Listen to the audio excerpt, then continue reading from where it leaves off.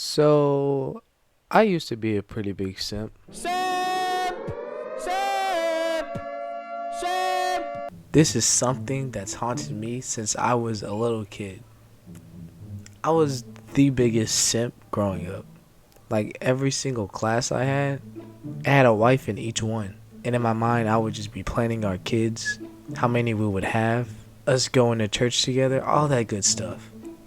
And they wouldn't even know my name. So if you haven't figured it out already, this is going to be the story of my biggest simp moment. This story takes place in second grade when I was still living with my grandma in Jackson, Mississippi.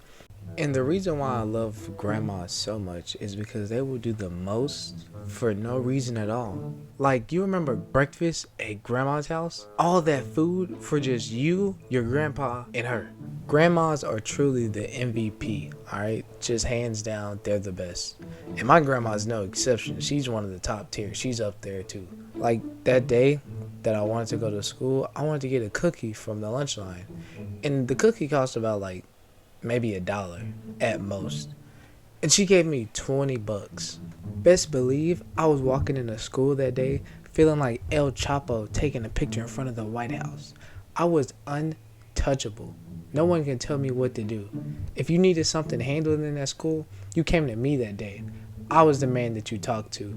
So with my confidence peaking that day, I came up with an excellent idea of how to get the love of my life.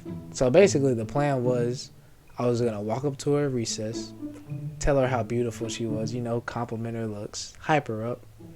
And then when the moment was just right, I was going to hand her the $20 and ask her to spend the rest of her life with me. Oh, brother, this guy stinks! Now I know what you're thinking. This is a flawless plan. How could this possibly go wrong? Well, it went wrong in probably the worst ways possible. Stop it. So I tell my homies at the time, Daniel and Kevin, about my plan. They say they got my back, and so we go out to recess with the rest of the class. My crush and her two friends are standing on the other side of the playground, and me and my homies walk up to her. They're already making me look better as if I'm like the leader of our little group or whatever, so I'm already feeling confident along with the money in my pocket. So I walk up to her, and I look her in her eyes. And, leading up to this point, I thought I was going to say something smooth. I had everything planned out in my head. But at that moment, I just...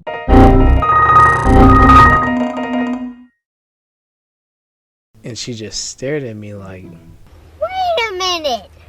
Who are you? Then I didn't say a single word. I just took out the money and I handed it to her. You what?